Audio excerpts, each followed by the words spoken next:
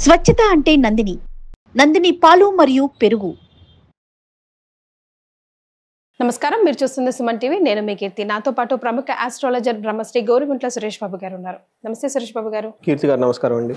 June నెలలో వృశ్చిక రాశి వారికి ఎలా ఉంటుందో తెలియజేస్తారా? వృశ్చిక రాశి వాళ్ళకి ఓవరాల్గా కనుక చూసుకుంటే సమ్మరి కొంచెం ఛాలెంజింగ్గా ఉంటుంది అనేది మనం చెప్పుకోవాలి. ఓకే, 2-3 కారణాలు ఉన్నాయి. ఒకటి, వీళ్ళకి అర్ధాష్టమ నుంచి బయటపడినా కానీ మే 14న గురువు వీళ్ళకి అష్టమంలోకి ఎంటర్ అయ్యారండి. అష్టమంలో గురువు అంత మంచిది కాదు. సో ఏ విధంగా బాగుంటుందంటే, మనం ఒకసారి ఇన్ డీటెయిల్గా కావాలంటే మనం ఉగాది రాశి ఫలాలు కనుక చూసుకుంటే అందులో గురువు వీళ్ళకి ఎలాంటి ప్రాబ్లమ్స్ క్రియేట్ చేస్తున్నాడో మనం చెప్పాము. ఒకసారి పరిహారాలు కూడా చెప్పడం జరిగింది కాబట్టి కొంచెం జాగ్రత్తగా అది ఒకసారి చూసుకుంటే బాగుంటుంది. బట్ ఓవరాల్గా వీళ్ళకి మనీ రిలేటెడ్ కానివ్వండి, లేదంటే జాబ్ రిలేటెడ్, పిల్లల విషయంలో చాలా జాగ్రత్తగా ఉండాలి. బేసికల్గా వీళ్ళకున్న జ్ఞానము, వీళ్ళకున్న స్కిల్స్, టాలెంట్కి తగిన జాబ్ కాకుండా ఇన్సిగ్నిఫికెంట్గా, ఇర్రెలవెంట్గా ఉండే జాబ్ చేయటం, అందులో ఇబ్బందులు పడే అవకాశం ఎక్కువగా ఉంటుంది ఈ హోల్ ఇయర్ అంతా. ఓకే, సో ఇది గురువుకి సంబంధించిన పరిహారాలు ఎక్కువగా చేసుకోవాలి. ఇది మనం ఉగాది రాశి ఫలాలు డిస్కస్ చేసుకున్నాం. బట్ ఒకసారి రిపీట్. అయితే ఈ మంత్, జూన్ మంత్ కూడా వీళ్ళు కొంచెం జాగ్రత్తగా, కేర్ఫుల్గా ఉండాల్సిన మంత్ అని మనం చెప్పుకోవాలి. ఆ తర్వాత ఎనివే బాగుంటుంది. బట్ ఏ ప్రకారంగా, ఎందుకని డీటెయిల్స్ కానీ మనం చూస్తే, విశాఖ 4వ పాదం, అనురాధ 1, 2, 3, 4 పాదాలు, జ్యేష్ఠ 1, 2, 3, 4 పాదాలంతా మనకి వృశ్చిక రాశిలో ఉంటాయి. మనం పేరు బలంగిన ప్రకారం చూసుకుంటే తో, నా, నీ, ను, నే, నో, యా, ఈ, యు అన్న అక్షరాలంతా కూడా మనకి వృశ్చిక రాశిలో ఉంటాయి. మనం ఒకసారి ఇందులో గ్రహస్థితిని బట్టి మనం కనుక చూసుకుంటే, సూర్యుడి సంచారం మిథున రాశిలో, బుధ సంచారం కూడా మిథున రాశిలోనే ఉంది, శుక్రుడు మీనరాశిలో, తర్వాత కుజుడు వచ్చేటప్పటికి సింహరాశిలో ఉన్నారు. So majority of the planets వీళ్ళకి పెద్ద అనుకూలంగా ఏమీ లేవు. ప్రతి విషయంలో ఛాలెంజింగ్గా ఉంటుంది. అందుకని వీళ్ళు ఆధ్యాత్మికంగా కనుక ఎక్కువగా టైం స్పెండ్ చేస్తే, అంటే కొన్నిసార్లు బయట సాధించేదాకంటే ఇంటర్నల్గా మనం సాధించుకోవటం చాలా ఇంపార్టెంట్ అనమాట. వీళ్ళకి సూర్యుడి వల్ల పీడ, ఏదో ఒక బాధపడే అవకాశం ఎక్కువగా ఉంటుంది. 10th హౌస్లో మార్స్ ఉండటం వల్ల ప్రొఫెషన్ రిలేటెడ్ మ్యాటర్స్లో దుఃఖపూరితంగా ఉండే అవకాశం ఎక్కువగా ఉంటుంది. శుక్రుని వల్ల అనుకోని విధంగా ట్రబుల్స్ వస్తాయి. ఓకే, అంటే 3 గ్రహాలు కూడాను అంత సరైన అనుకూలంగా లేవు, కొంచెం వీళ్ళకి ప్రతికూలంగా ఉన్నాయి. కాబట్టి చాలా బ్యాలెన్స్డ్గా ఆలోచించి డెసిషన్ తీసుకోవాలి. అందుకని రాశి ఫలాలు చాలా చాలా ఇంపార్టెంట్. ఇది చూసిన వాళ్ళకి, చూడని వాళ్ళకి ఖచ్చితంగా డిఫరెన్స్ ఉంటుంది. చూసిన వాళ్ళు ఓకే ఈ మంత్ బాగలేదు కాబట్టి జాగ్రత్తగా ఉండాలి, ఒక కాన్షియస్లో మైండ్ వెళ్ళిపోయి డెసిషన్ తీసుకునే ముందు తీసుకుంటారు. ఎవరైతే చూడరో వాళ్ళు ఏం తెలవదు కాబట్టి పాపం అంతే వెళ్ళిపోవాలని ట్రై చేస్తూ ఉంటారు. ఎందుకంటే మనిషి ఫాస్ట్గా అన్నీ సాధించాలనుకుంటూనే ఉంటారు. మరి అది ఒక్కటే difference between men and animal అని మనకి శాస్త్రంలో చెప్తున్నారు అనమాట. అయితే సాధించాలి. ఎలా సాధించాలంటే గురువుల ఆధ్వర్యంలో సాధించాలి. అందుకని మనం చదువుకుంటాం, జ్ఞానంతో సాధించాలి. కొన్నిసార్లు అజ్ఞానంతో మనం ఎంత ఫాస్ట్గా చేసినా మళ్ళీ బౌన్స్ బ్యాక్ అయిపోతాం. ఇది ఎందుకు చెప్తున్నామంటే, ఈ రాశి వాళ్ళు ఆలోచించుకొని 1-2 సార్లు నిదానంగా ఇంపార్టెంట్ పనులన్నీ పోస్ట్పోన్ చేసుకుంటూ, క్రిటికల్గా కొత్తగా వచ్చిన వాళ్ళని దూరంగా పెట్టుకుంటూ, ఎక్కడ రిస్కీ కాకుండా ఒక టైం పాస్ కనుక చేస్తే బెస్ట్. ఇంటర్నల్గా పూజలు చేసుకుంటా, వ్రతాలు చేసుకుంటా, హోమాలు చేసుకుంటూ, ఇవి చేసుకుంటూ ఉంటే బాగుంటుంది.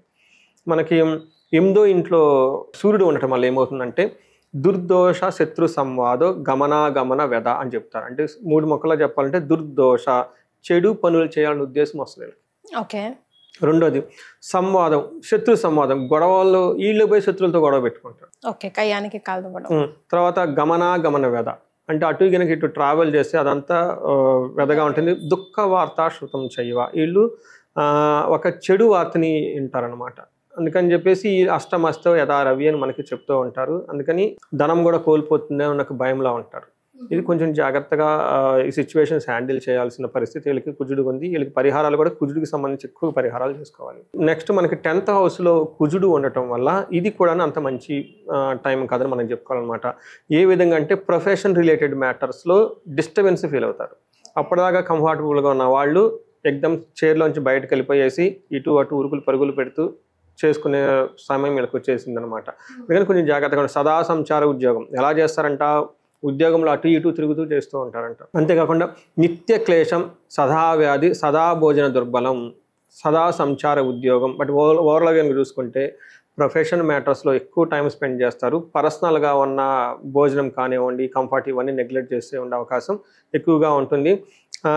వీళ్ళకి separation or money fear, boss okay, loss of money, fear, తర్వాత బాస్ ద్వారా ఫీర్ వచ్చే అవకాశం ఎక్కువగా ఉంటుంది.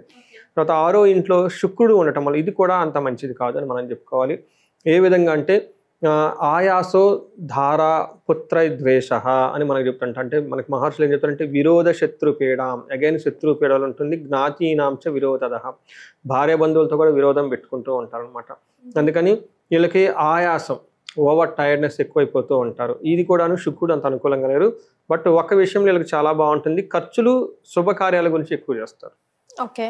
తర్వాత లవ్ మ్యాటర్స్ కానివ్వండి, భార్యాభర్త అన్యోన్యత అయితే చాలా బాగుంటుంది. సో ఒక రకంగా బయటికి వెళ్ళకుండా, ఎక్స్ట్రా కరికులర్ లేకుండా ఇంట్లో కరికులాలు చేసుకుంటే చాలా హ్యాపీగా చక్కగా ఉంటారు. ఇంట్లో మిస్సెస్కి హెల్ప్ చేయటం, ఇంట్లో ఎక్కువ స్పెండ్ చేయటం, ఇంటికి సంబంధించిన విషయాల్లో ఎక్కువగా కేర్ తీసుకుంటూ టైం స్పెండ్ చేసేస్తే పిల్లలతోటి వాళ్ళతోటి స్ట్రెస్ బస్ట్ అంతా పోయేసి చక్కగా హ్యాపీగా ఉంటారు. ప్రొఫెషన్ రిలేటెడ్ మ్యాటర్స్లో ఇంపార్టెంట్ డిసిషన్ తీసుకోకుండా పేషెన్సీగా ఏదైనా హ్యాండిల్ చేస్తే బాగుంటుంది. మరి నక్షత్రాల ప్రకారం ఎలా ఉంటుందండి వృశ్చిక రాశి వారికి? సో నక్షత్రం ప్రకారం కూడా వీళ్ళకి మిక్స్డ్గా ఉందండి, ఎక్కువగా సపోర్టింగ్గా లేదని మనం చెప్పుకోవాలన్నమాట.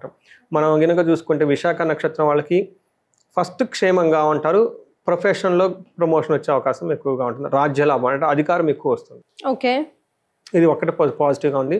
అయితే వీళ్ళకి దరిద్రము, భయము, రోగము చూపిస్తూ ఉంది. సో అది డబ్బు లేకపోవటం కానివ్వండి, హెల్త్ వల్ల అయితేనేమి భయపడే అవకాశం ఎక్కువగా ఉంటుంది. తర్వాత అనురాధ నక్షత్రం వాళ్ళకి రాజ్యలాభం ఉంది, అంటే ప్రమోషన్స్ వచ్చే అవకాశం ఎక్కువగా ఉంటుంది. పరవాసం ఫారిన్లో వాళ్ళకి కూడా అనుకూలంగా ఉంది. బట్ ఛాలెంజీ, దరిద్రము, రోగము, అతి భయము చూపిస్తూ ఉంది. తర్వాత జ్యేష్ఠ నక్షత్రం వాళ్ళకి రాజ్యలాభము, పరవాసము ఈ రెండు పాజిటివ్గా ఉన్నాయి. బట్ నెగిటివ్ ఎక్కువగా వీళ్ళకి దరిద్రము, అతి భయము, భయము, రోగము చూపిస్తుంది. అంటే ఓవరాల్గా వీళ్ళ చుట్టూ జరిగే వాతావరణం వల్ల చాలా చాలా కొత్త కొత్త విషయాలు ఒకేసారి జరగకపోవడంతో భయపడుతూ ఉంటారు. అయ్యో ఏమవుతుందో అన్నది దాని గురించి హ్యాండిల్ చేసుకోవాలి. అనురాధ నక్షత్రం వాళ్ళకి గాయాలయ్యే అవకాశం ఎక్కువగా ఉంటుంది. విశాఖ నక్షత్రం వాళ్ళకి కూడా గాయాలయ్యే అవకాశం ఎక్కువగా ఉంటుంది. ఈ 3 నక్షత్రం వాళ్ళకి కొంచెం శారీరకంగా గాయాల అవకాశం ఎక్కువగా ఉంటుంది. బట్ మిగతా అన్ని విషయాల్లో బాగుంటుంది. ఇప్పుడు చెప్పిన విషయాలు మాత్రమే మిగతా అన్ని విషయాల్లో బాగుంటుంది అని మనం ఇక్కడ అడ్రస్ చేసాం కాబట్టి. బట్ వీళ్ళకి మనకి ప్రాపర్గా ఆధ్యాత్మికంగా ఉండటం చాలా చాలా ఇంపార్టెంట్ అండి. సో ఎలాంటి రెమెడీస్ సూచిస్తారండి? వీళ్ళకి నవగ్రహాల చుట్టూ ప్రదక్షిణ చేయడం చాలా చాలా ఇంపార్టెంట్. ఇంకా నేనేం చెప్తానంటే ఎవరైనా కనుక చేయగలిగితే కనుక కుంభకోణం నవగ్రహాలు విజిట్ చేస్తే చాలా చాలా మంచిది. 2-3 రీజన్లు ఉన్నాయండి. ఒకటి, వీళ్ళకి అష్టమ శని నుంచి బయట చేశారు, కానీ దాని యొక్క ఇంప్రెషన్స్ వీళ్ళకి ఇంకా ఉంటాయి. అర్ధాష్టమ శని నుంచి బయటకు వచ్చి దాని యొక్క ఇంప్రెషన్స్ ఉంటాయి. రెండోది, గురువు వీళ్ళకి అనుకూలంగా లేరు. గురువు చాలా పెద్ద గ్రహం, చాలా చాలా ఇంపార్టెంట్. అందుకని ఎవరైతే ఇది చూస్తున్నారో ఉగాది రాశి ఫలాలు, వృశ్చిక రాశి మనం చేసిన కనుక చూస్తే అందులో రెమెడీస్ చాలా చెప్పడం జరిగింది అనమాట.